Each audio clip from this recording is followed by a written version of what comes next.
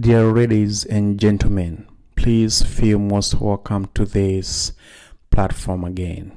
And this is Simon Jonde, your host from Kenya Wise Nation Media.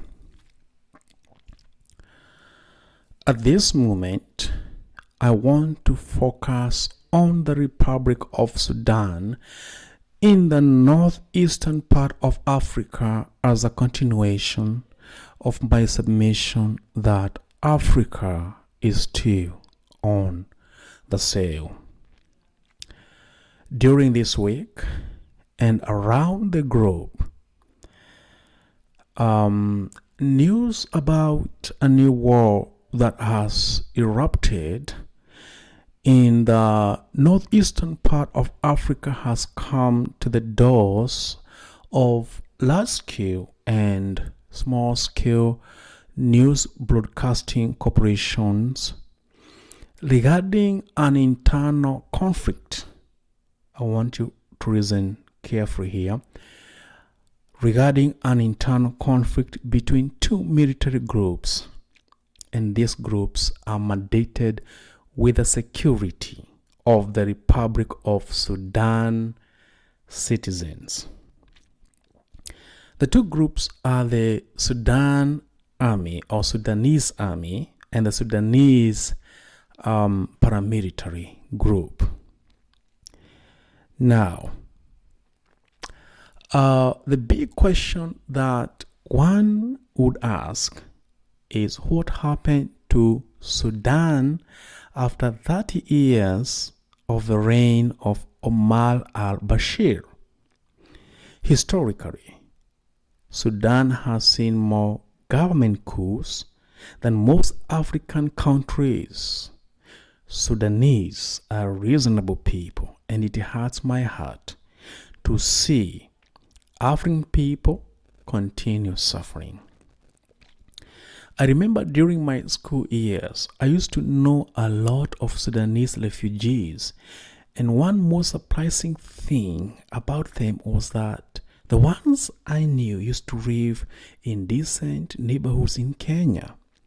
Without causing too much speculation about the income when they were refugees in my country, Kenya, they were charming people who interacted well with everybody in the neighborhoods of my community.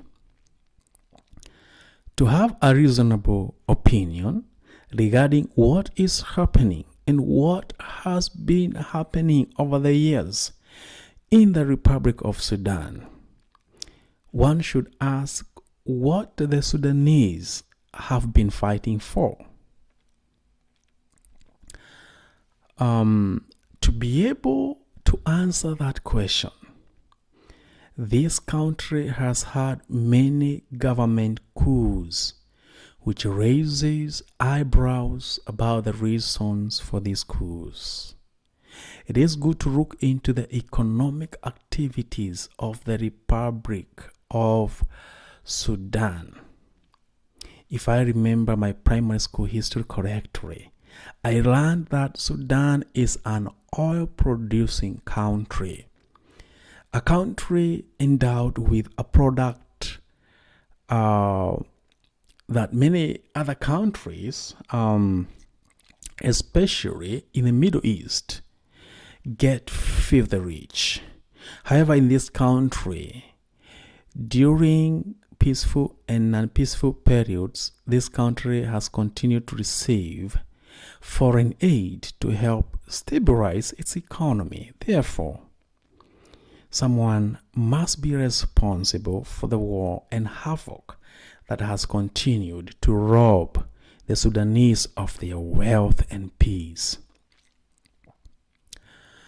Still trying to understand what has been happening in Sudan during the reign of the previous leader, Sudan continued to export oil and vast sales of gold, which explains why the country's instability. It is by the people and governments, and this is my opinion, purporting purporting in the name of helping Sudan to get her social and economic justice and independence. These people have provided Sudan military groups with ammunitions and promised the opposing military leaders wealth, power, and control, but are pulling strings in the backdrop. They have no mercy for humanity in Sudan. Their interest is only blood for these people and oil and gold for themselves. I sympathize with my African brothers and sisters in the Republic of Sudan. I wish they put aside the division which is not among them, but a crisis manufactured by powerful governments and individuals outside Sudan's borders. Many Africans hope that the two military groups at war would realize that they are destroying their own country and part of African continent simply because of a slight misunderstanding with each other about who should control the wealth of Sudan people and Africa's pride.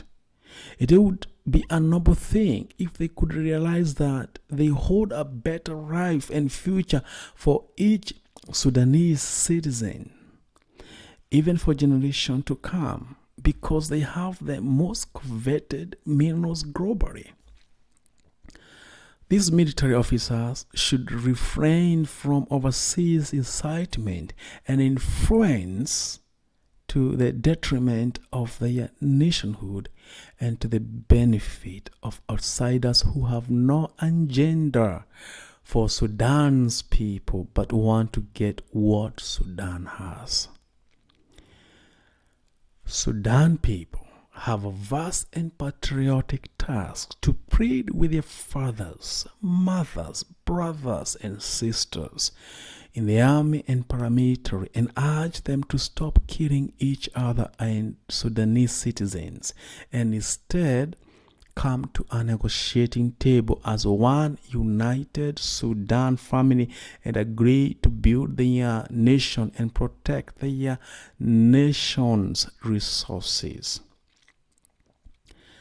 Sudan people should not keep quiet while their country is being destroyed and their people butchered, while others are harvesting their oil and gold for nothing. They should refuse foreign aid because they will continue haunting their peaceful livelihood and destroying their country. The Sudanese citizens should instead unite as brothers and sisters of the same motherland, Sudan, to build a prosperous Sudan for all Sudanese people. The African continent is on automated subscription sale, and I said this in my previous videos, and the beneficiaries, please hear me out on this. The beneficiaries are guns and paper money owners who continue to reap hugely while ordinary Sudanese citizens continue to suffer. Therefore, as I end this video, the big question is, who will save Sudan? Thank you so much for tuning in. Have a wonderful moment. Bye-bye.